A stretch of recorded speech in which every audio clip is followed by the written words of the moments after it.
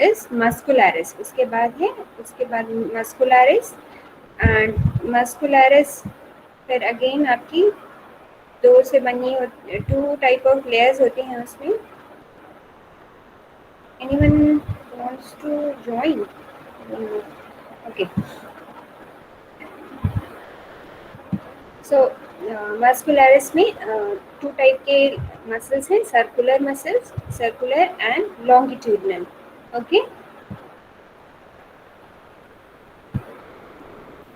Longitudinal muscle,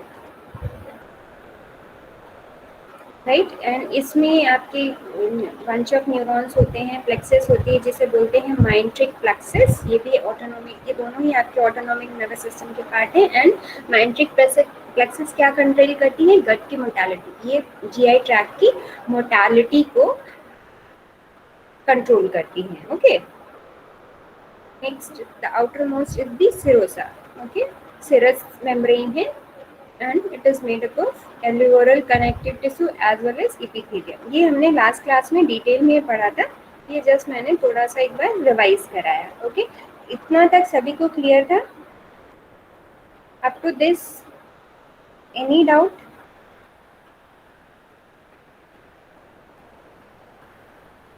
no?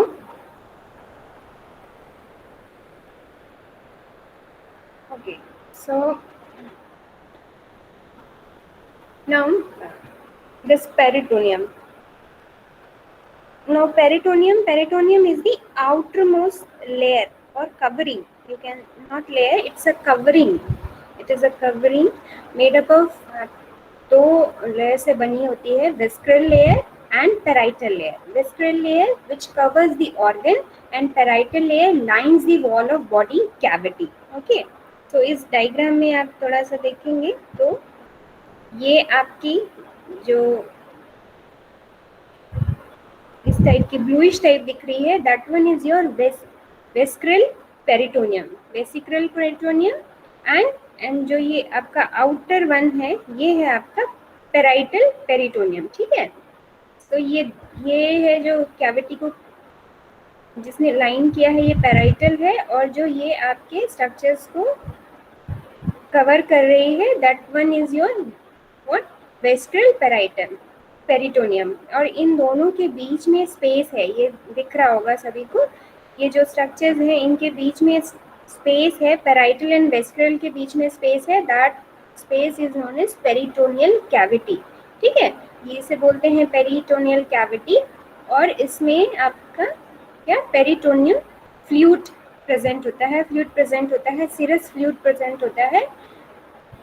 Okay, and which is responsible for, वो क्या protection provide कराता है. जो ऑर्गन्स हैं ये सारे, इसको प्रोटेक्शन प्रोवाइड कराता है. ओके, तो peritoneum, it is made up of 2 layers, vesicle which covers the organ and parietal which lines the wall of body cavity. In between 2 layers there is a space known as peritoneal cavity which is filled with the serous fluid and which protects the internal organs. Okay, सारे और जो peritoneum cavity में जो भी organs हैं उनको ये protect करता है. Right,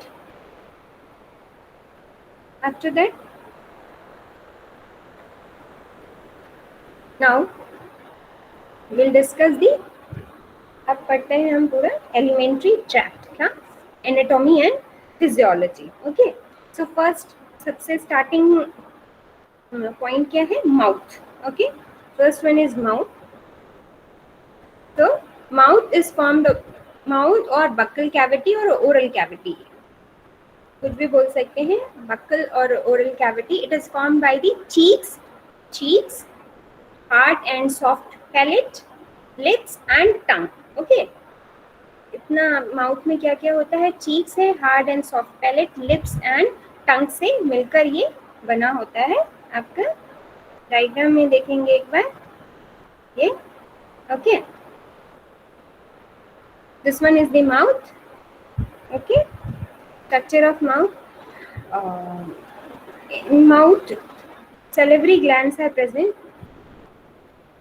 Three pairs of salivary glands are there. Okay, so okay, later salivary gland we'll discuss later. first you will see the mouth. Right? So lips and cheeks contain buccinator muscles that keeps the food between upper and lower teeth. Okay, lips और cheeks में buccinator muscles होते हैं जो आपका food को upper और lower teeth के बीच में रखते हैं, और ये vestibuli इधर then जो anterior between cheeks and teeth, teeth और चीक्स के बीच में एरिया होता है जिसे बोलते हैं vestibule. Okay, and oral cavity proper, जो प्रॉपर ओरल कैविटी है वो कंटेन क्या करती है, आपका बनी होती है रूफ से. रूफ दैट इज हार्ड, जो आगे साइड है ये वाला हार्ड पैलेट होता है और इधर पर आपका सॉफ्ट पैलेट होता है. Then this one is uvula and tongue, जो लोअर, जो नीचे वाली टंग, जो नीचे वाली फ्लोर है वो बनी होती है टंग से. ओके, तो जो ये प्रॉपर जो कैविटी है, जो ओरल कैविटी है, इसमें ऊपर का जो ऊपर वाला फ्लोर है. मैम एक बार जूम कर दीजिए. एक मिनट. अच्छा, ठीक है, अभी ठीक है. Yes ma'am. ओके, सो जो ये ऊपर वाला, जो नीचे वाला इसमें फ्लोर है ओरल कैविटी में, वो आपका टंग से बना हुआ है. और जो ऊपर वाला है this one, it is made up of what, your soft and hard. इसमें यहाँ पर दिख नहीं रहा है ड्यू टू दिस ये डायग्राम है. तो ये आपका this one is your hard palate, this one is your soft palate. Okay, and जो ये आपका हैंगिंग टाइप मसल स्ट्रक्चर है दैट इज उल्वा. ओके, ये उल्वा है. Okay, so this is the cavity. Okay, after that now salivary gland. mouth contains salivary gland. मैंने जब बताया था कि डाइजेशन में एलिमेंट्री ट्रैक्ट और जीआई ट्रैक्ट के साथ साथ कुछ एसोसिएटेड पार्ट्स होते हैं जो हेल्प करते हैं डाइजेशन में, जिसमें कि फर्स्ट है आपका कौन सा, salivary glands. Okay, salivary glands is helps in digestion. So 3 pairs of salivary glands होते हैं. कौन कौन से, इधर डायग्राम में देखना, parotid gland. Okay, this one is your parotid gland. Okay, ये स्ट्रक्चर में पैरोटिड ग्लैंड है. और ये क्योंकि आपकी एक्सोक्राइन ग्लैंड है, जब एंडोक्राइन पढ़ा रही थी तब बताया था एक्सोक्राइन और एंडोक्राइन में डिफरेंस. ठीक है, तो एक्सोक्राइन में आपको पता है कि डक्ट होती हैं, और ये जो ग्लैंड्स होते हैं अपना सेक्रेशन इन्हीं डक्ट्स के थ्रू कैविटीज में पोर करते हैं. So this one is your parotid gland, और ये इसकी डक्ट है that is parotid duct. Okay, ये ट्यूब लाइक स्ट्रक्चर दिख रहा है, this is parotid duct. This जो सलाइवा इसमें प्रोड्यूस होता है वो किसके थ्रू, पैरोटिड डक्ट से कैविटी में आता है. Okay, then second one is your submandibular gland. This one is your submandibular gland, this one. Okay, submandibular gland, और इसकी ही यहाँ पर डक्ट होगी, submandibular duct. Okay, and third one is your this one is your submandibular duct, ये दिख रहा है. Okay, next one is your sublingual gland. This one is your sublingual gland. Okay, टंग के इधर होती है sublingual, नीचे होती है sublingual gland. Okay, so 3 आपके ग्लैंड, 3 पेयर्स हैं. ये आपको एक साइड का दिख रहा है, दूसरे साइड भी ऐसे ही है. So 3 pairs of glands are there: parotid gland with the parotid duct, and submandibular gland, submandibular ducts, and sublingual glands along with sublingual duct. Okay, ठीक है, same चीज, it is written here only. Now composition and function of saliva. क्या function है, क्या composition है, wet food for easier swallowing. ठीक है, swallowing food को वेट करता है सो दैट इजी स्वेलिंग हम इजीली ले सकें. ठीक है, okay. Dissolve food for tasting, taste के लिए जो भी फूड में जो केमिकल्स होते हैं रिस्पॉन्सिबल फॉर द टेस्ट, उसको ये डिसॉल्व करता है. Okay, and contain bicarbonate ion which buffers the acidic food. जो acidic food है उसको बाइकार्बोनेट क्योंकि इसमें बाइकार्बोनेट होता है that buffers the acidic food. Okay, along with this, chemical digestion of starch begin with the enzyme salivary amylase. Saliva में आपका salivary amylase enzyme होता है which start the digestion of starch. ठीक है, तो जो आपका डाइजेशन प्रोसेस है माउथ से ही स्टार्ट हो जाता है. वहाँ पर सिर्फ माउथ में आपका किसका डाइजेशन होता है? स्टार्च का डाइजेशन हो रहा है विद द हेल्प ऑफ कौन सी एंजाइम से? सलाइवरी एमाइलेज से. ओके, सो दिस ये पॉइंट नोट करना. May be it can come for your multiple choice question. Okay, so mouth in this mouth chemical digestion start. Okay, कौन सा enzyme कौन सा है? Salivary amylase. और होता किसका है? स्टार्च का. Okay, and along with this it also contain enzyme that is lysosome which helps the destroy the bacteria. Mouth में जो भी बैक्टीरिया अगर फूड के साथ या ऐसे भी आए हैं तो उनको डिस्ट्रॉय करने में हेल्प करता है. Okay, and overall 0.5 to 1.5 litre per day saliva secrete out होता है. ओके, ठीक है. सलेवरी ग्लैंड का स्ट्रक्चर देख लो. इस तरह से ग्लैंड्स होते हैं आपके. एसिनी क्या है? आपको उस टाइम एंडोक्राइन पढ़ा रही थी तभी भी बताया था. क्लस्टर ऑफ सेल्स को एसिनी बोल रहे हैं. सो इसमें 2 टाइप के सेल्स हैं. सेरस सेल्स जो सिक्रीट करते हैं, ये सेरस सेल्स हैं जो सिक्रीट करते हैं क्या? Watery fluid. And mucus cell. Okay, this one, this pale staining है इसमें, तो ये लाइट कलर के हैं. ये आपके कौन से हैं? क्लस्टर ऑफ सेल्स, जिसे बोल रहे हैं म्यूकस सेल्स, म्यूकस एसिनी. ठीक है, और वो सिक्रीट करते हैं आपके mucus. Okay, okay. So salivation increase. Saliva का प्रोडक्शन कब बढ़ जाता है? सलाइवा का सिक्रीशन व्हेन जब साइट मतलब फूड को देखने से, स्मेल करने से, उसके बारे में सुनने से. Okay, and thinking of food, जैसे ये सब करते हैं तो क्या है आपका जो सलाइवेशन है फूड वो बढ़ने लगता है. Okay, and it is control by the cerebral cortex. Cerebral cortex में इसका सेंटर होता है. Okay, then saliva stop salivation. Saliva कब कम हो जाता है सिक्रीशन होना? Dry mouth when we are in afraid condition. ठीक है, जब हम डरे हुए कंडीशन में होते हैं उस केस में जो सलाइवा है वो आपका सिक्रीशन कम हो जाता है. That's why we are feeling the dryness of mouth. Okay, और ये आपका सिंपैथेटिक नर्वस सिस्टम से इनर्वेटेड होता है. ये कौन कंट्रोल करता है? Sympathetic nervous system. Okay, now salivary gland सभी को समझ आया? Function and structure? Yes ma'am. Okay, next one is your tongue. Structure and function of tongue. तो tongue, what is tongue? It is आपका एसोसिएटेड स्ट्रक्चर होता है which helps in आपके जो फूड है उसको मिक्सिंग और च्यूइंग में हेल्प करता है. Okay, so tongue together with its associated muscles form the lower floor of the oral cavity. Just as I discussed कि oral cavity की lower floor tongue बनाता है and it is composed of skeletal muscle with mucous membrane, covered with mucous membrane. ठीक है, skeletal muscle से और उसके ऊपर mucous membrane होते हैं. फिर जो intrinsic and extrinsic movement होता है muscles का वो क्या करता है? फूड को च्यू करने में और उसको स्वेलो करने में हेल्प करता है, एज वेल एज स्पीच में भी. ठीक है, हमें पता है कि टंग का रोल होता है स्पीच में. ओके, सो जो इंट्रिंसिक एंड एक्सट्रिंसिक मूवमेंट होते हैं मसल्स के टंग के, that helps in food manipulation for chewing and swallow करने के लिए. ओके, ठीक है.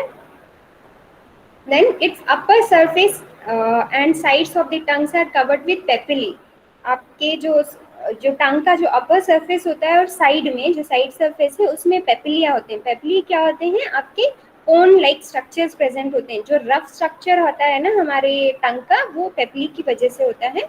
और सम पेपली, कुछ पेपली में टेस्ट बड्स होते हैं। ओके, टेस्ट बड्स होते हैं जिसमें से जब फूड आपका फूड सलाइवा में मिक्स होके जब टेस्ट बड से कांटेक्ट में आता है, then we will feel the taste of the particular food. Okay, so this rough structure is due to the papillae. Okay, papillae are the cone like structure present in the tongue, upper surface and side of the tongue. Okay, clear? Tongue इतना important नहीं है, but then also few point you should study. Okay, now next is the other associated structure in mouth. In mouth is what? Teeth oral cavity में आपका other structures हैं teeth. The teeth projection into the mouth and are adapted for mechanical digestion. हमें सबको पता है कि that teeth are responsible for mechanical, not for chemical. ये mechanical digestion के लिए responsible होते हैं। food को और smaller part में break करते हैं। okay, break करने, chew करने के काम के लिए teeth होते हैं। okay, and typical tooth consist of 3 principal portion. teeth आपका किस किस से बना होता है? crown, tooth and neck. Okay, structure में देखते हैं, ये डायग्राम है। ओके, तो this is this diagram of your tooth. This one is the crown, ये क्राउन है। This one is the neck and this one is the root, ये root है। Then it is uppermost जो layer होती है that is your enamel. Then ये soft tissue है, calcified tissue, that is dentine. Okay, dentine. And then यहाँ पर है ये आपका रूट कैनाल। ओके, रूट में root canal, and root canal consist of your blood vessels and nerve vessels. Okay, इसी जो ये रूट कैनाल है इसमें आपका blood vessel and nerve vessels होते हैं।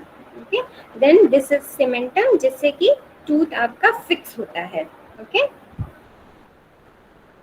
Okay, clear diagram?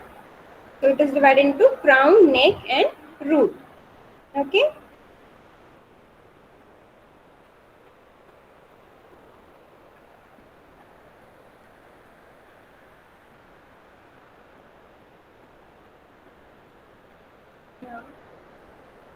Teeth, as we all know that 2 types के teeth हैं आपके, primary teeth और baby teeth बोल सकते हैं, milk teeth भी बोलते हैं इनको।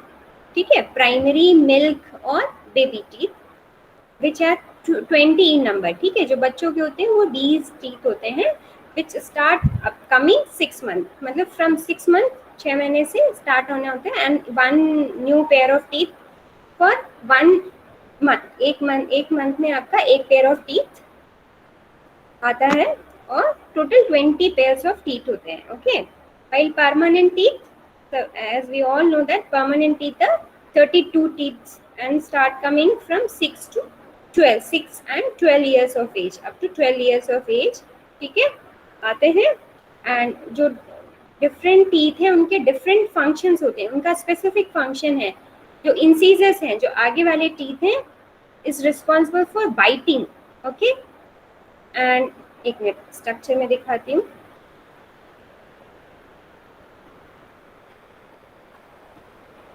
ये आपके हैं,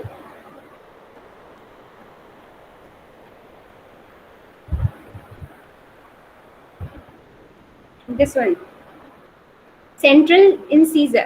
Okay, central incisor, this one is for what? Biting, bite करने के लिए। then lateral incisor, this one is your lateral incisor which is responsible for tearing, किसी चीज को tear करने के लिए। and then आपके what this premolar and molar, these are for chewing. Okay, chewing, चबाने के लिए। ठीक है, so these are your central incisor, ये central incisors है। central incisor, lateral incisor, incisor का क्या काम है? आपको क्या करना है? बाइट करना है। then canine है, canine is for what? tearing and then first premolar, then second premolar, and first molar, then second molar and third molar. Okay, so in ये premolar and premolar का क्या काम है? chew. Okay, ठीक है. so इस तरह से आपके 16 lower jaw and 16 upper jaw में टीथ होते हैं. Okay,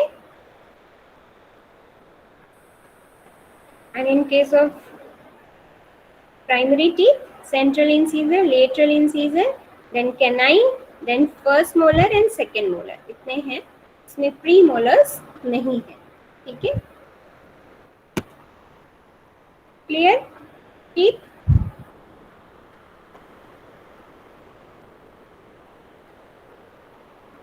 क्लियर हो गया बेटा?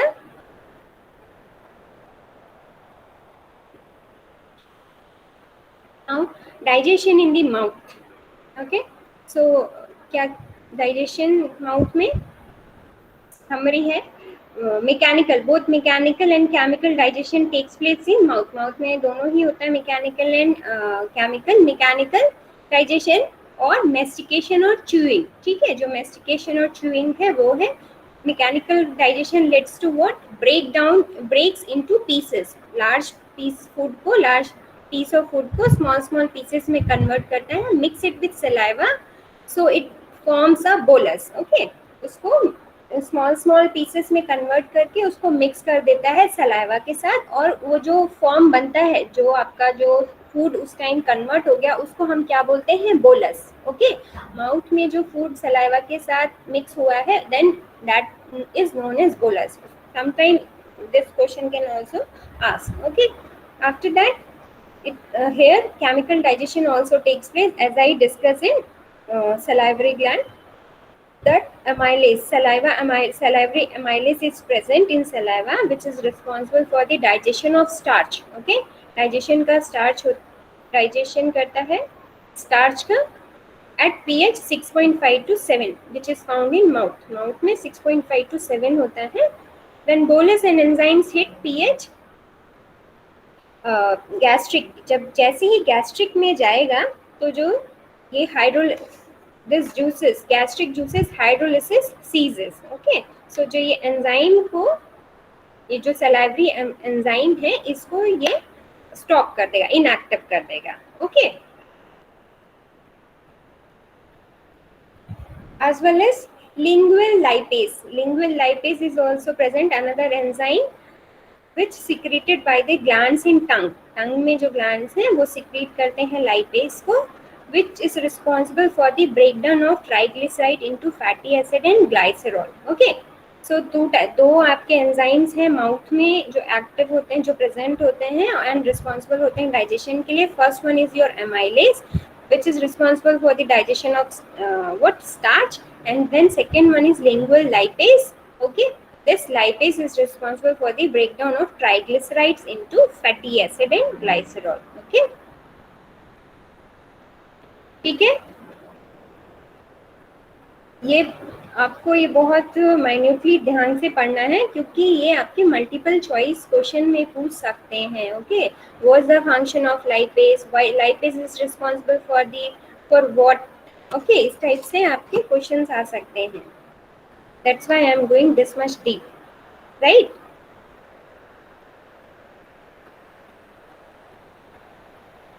आफ्टर माउथ में आपने teeth, tongue and oral cavity ये देख लिया, as well as salivary gland. Now your after oral cavity कौन सा स्ट्रक्चर आता है? pharynx. Okay, pharynx is a funnel shaped tube structure है, funnel shaped tube है. Okay, pharynx as you know respiratory में भी काम आता है. pharynx आपका oropharynx, laryngopharynx and nasopharynx के 3 पार्ट में डिवाइड होता है, जिसमें कि nasopharynx जो है वो सिर्फ respiration के लिए रिस्पॉन्सिबल है, while जो oropharynx and laryngopharynx है वो दोनों आपका digestion as well as respiratory function में रोल प्ले करता है.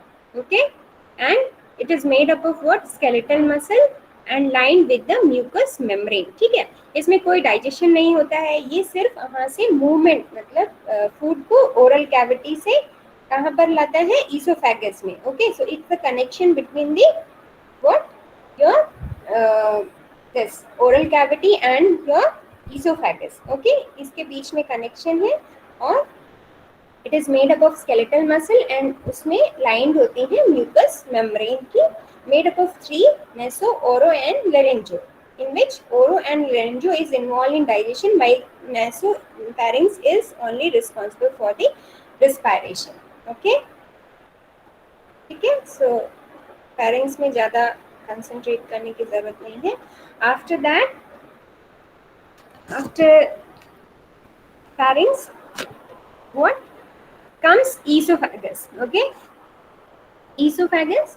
Esophagus अगेन एक ट्यूब लाइक स्ट्रक्चर है, मसल ट्यूब. अगर आपको स्ट्रक्चर, सभी को जो डाइजेस्टिव सिस्टम का स्ट्रक्चर है माइंड में आपको फ्रेम मतलब होना चाहिए जब भी पढ़ रहे हैं. स्टार्टिंग में इसलिए मैंने बता दिया था, दिखाया था.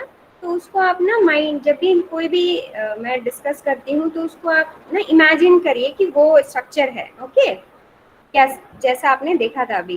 ठीक है. तो oesophagus it's a tube like structure है. It's a collapsible muscular tubes that lie behind the trachea and connects the pharynx to the stomach. ठीक है.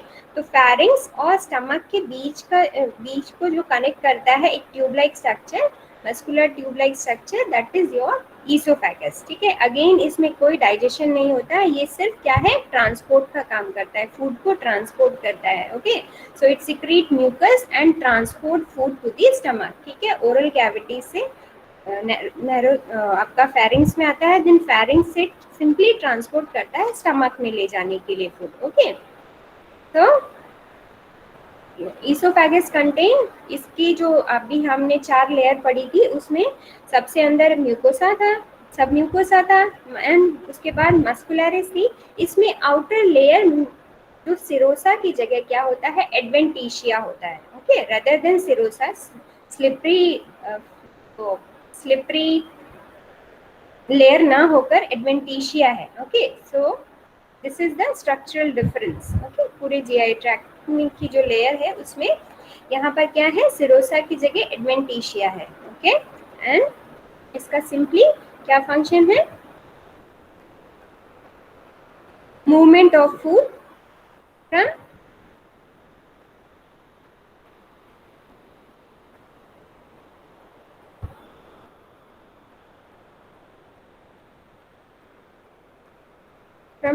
oral cavity to the where stomach. Okay, so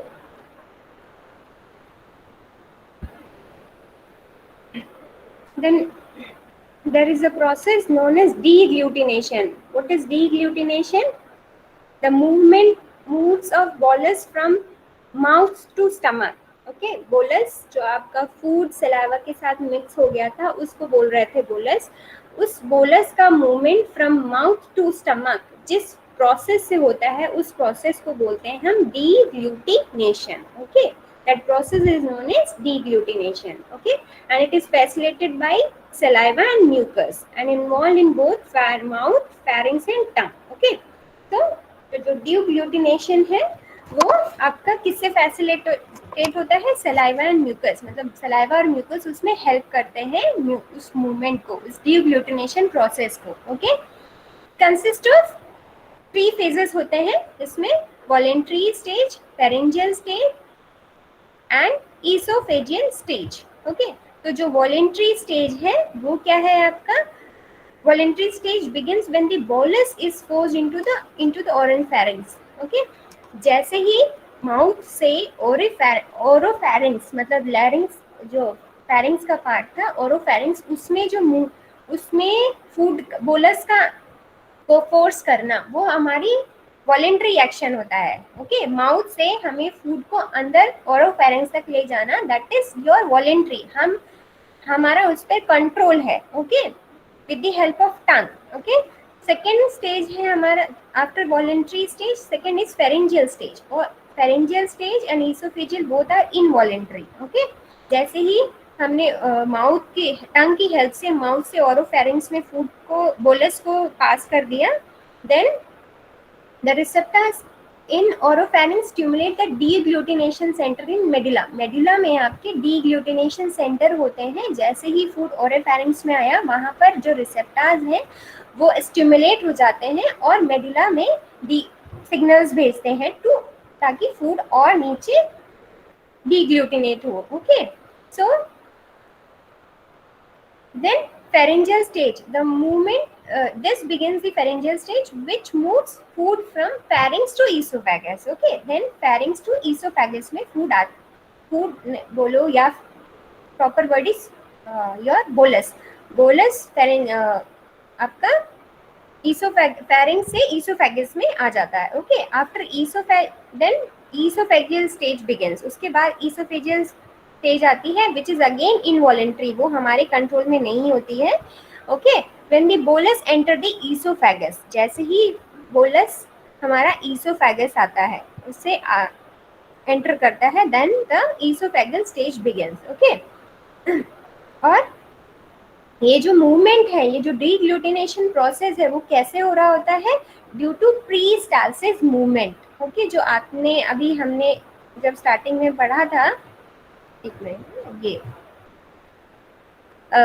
जो muscular layer होती है, muscularis layer है, इसमें जो circular and longitudinal muscles होती हैं, उसकी कॉन्ट्रैक्शन और रिलैक्सेशन की वजह से से क्या है, जो फूड है, जो बोलस है, वो मूव करता है डाउनवर्ड. ओके, स्टमक, ईसोफेगस से स्टमक की तरफ.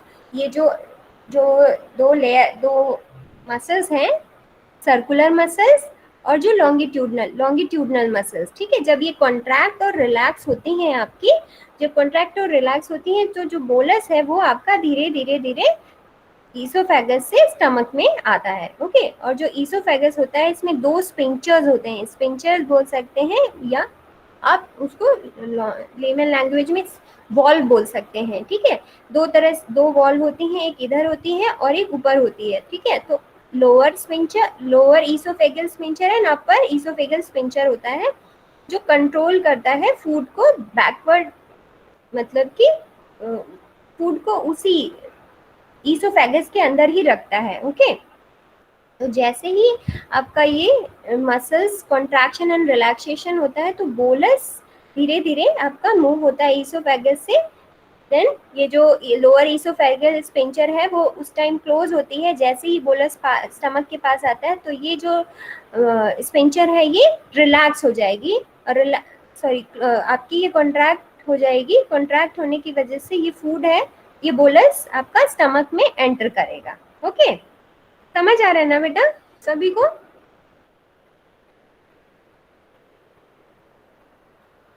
Nobody is responding. Yes, ma'am. Okay. कि वीडियो नहीं है, वीडियो कॉल. Yes ma'am. हाँ, ठीक है ठीक है. तो ट्रेवल टाइम जो होता है वो आपका कितना, 4 to 8 second for solid and 1 second for liquid. ठीक है, तो 4 to 8 सेकेंड लगता है सॉलिड फूड को आने के लिए और 1 सेकेंड फॉर लिक्विड के लिए. Okay, then lower sphincter relax as the food approaches. ठीक है, रिलैक्स हो जाएगा जैसे ही फूड वहाँ पर आता है स्टमक में के पास. ओके, देन GERD डिसीज आप पैथोफिजियोलॉजी में पढ़ेंगे ही. ये कब हो, GERD gastro oesophageal reflex disease बोलते हैं. It happens if lower sphincter fails to open. अगर ये स्पिंचर, जो लोअर स्पिंचर है, ये ओपन नहीं होगा, तो फूड क्या रहेगा, जो बोलस है वो यहीं रहेगा, फूड आपका ईसोफेगस में रहेगा, जिसकी वजह से वहाँ पर जो कैसा chest pain and heart like pain feel होगा. ओके,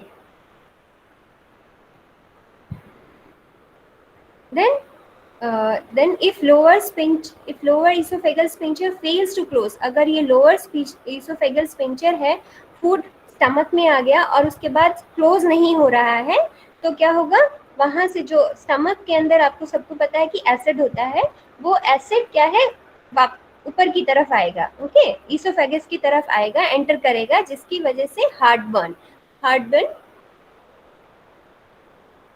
होता है. ओके, और रिमेनिंग आप पैथोफिजियोलॉजी में अच्छे से पढ़ेंगे।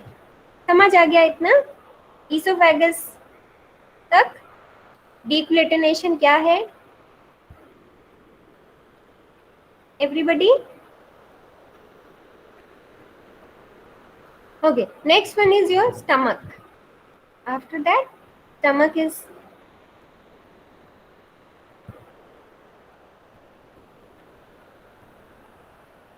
so stomach is a J-shape enlargement of the GI tract. Okay, तो जो आपकी GI tract है from mouth to anus, उसमें एक after esophagus J shape का enlargement structure होता है.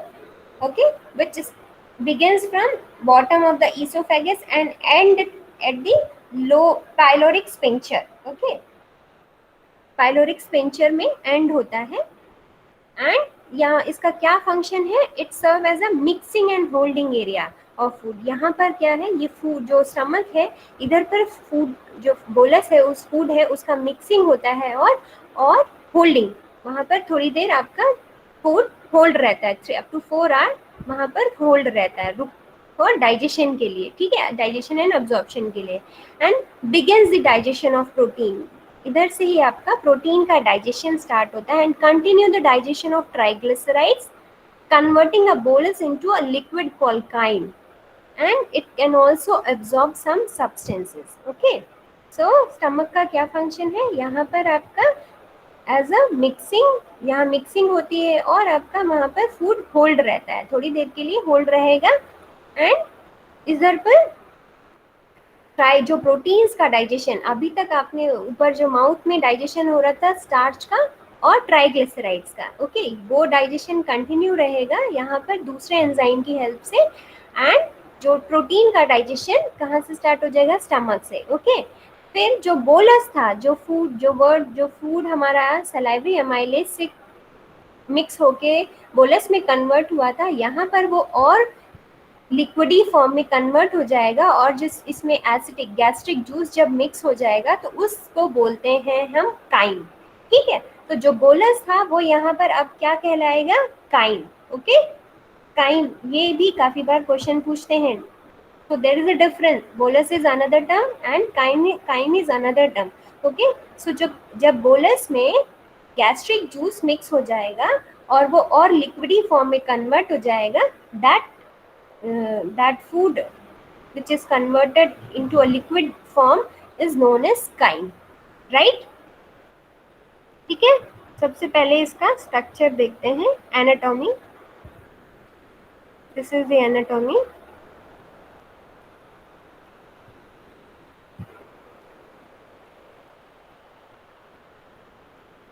So many times सिर्फ स्टमक का structure and anatomy and physiology stomach की पूछते हैं. ओके, तो ये जे शेप स्ट्रक्चर है.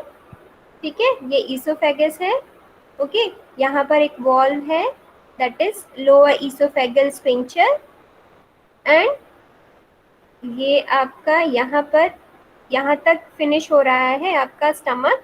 इसके बाद ये आ जाता है ड्यूडेनम, मतलब कि स्मॉल इंटेस्टाइन का पार्ट. ओके, सो यहाँ पर भी एक वॉल्व है that is known as pyloric sphincter. Okay, तो ऊपर जो स्टमक का जो ऊपर है वो कौन सा स्फिंक्टर है? लोअर ईसोफेगल स्फिंक्टर, जो प्रोटेक्ट करता है फूड को वापस ना जाए यहाँ पर ईसोफेगस में.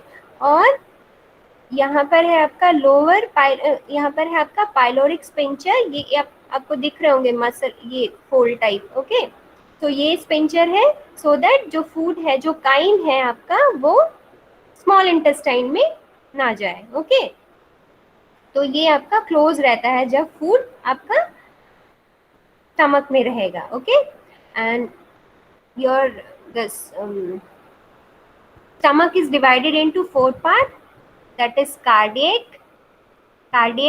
This one is your fundus. Okay, this one is your body.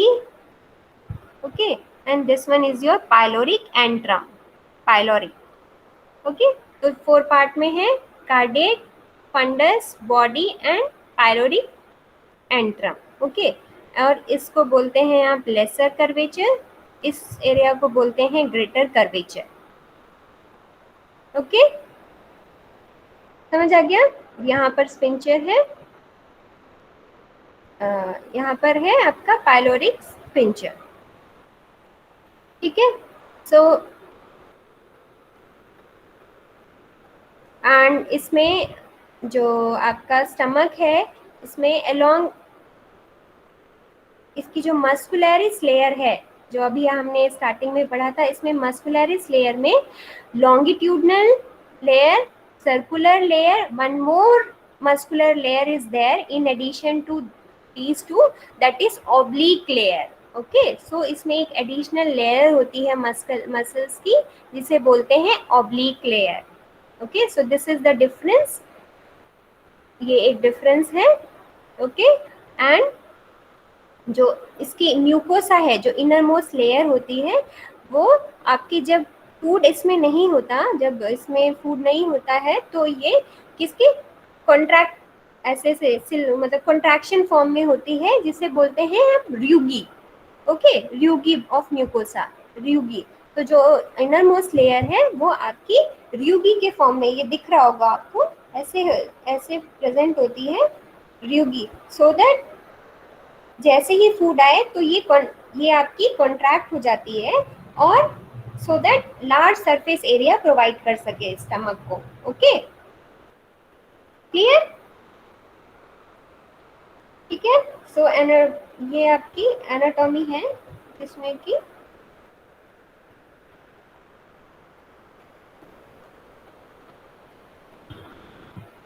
समझ आ गया सबको? Cardiac fundus body pylorus, okay, and then pylorus में पाइलोरस स्पिंचर होता है। जब एम्प्टी होता है तो जो म्यूकस है, म्यूकोसा है, वो ड्यूगी के फॉर्म में, ड्यूगी उसमें प्रेजेंट होता है, ठीक है। ऐसे ऐसे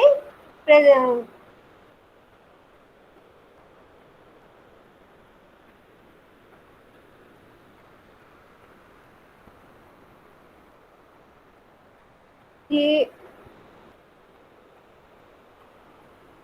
इस तरह से कुछ दिखता है स्टमक, ये दिख रहा होगा, देखो, ड्यूगी ऑफ म्यूकोसा।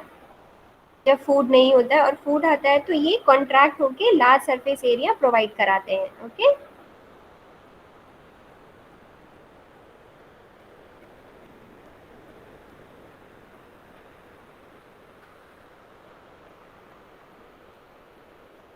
क्लियर? एनाटॉमी सभी को क्लियर हो गया? Now this one is your histology of stomach. Okay, this histology will cover in next class. From histology will cover in next class. Okay, we'll discuss up to here. Anyone have any doubt?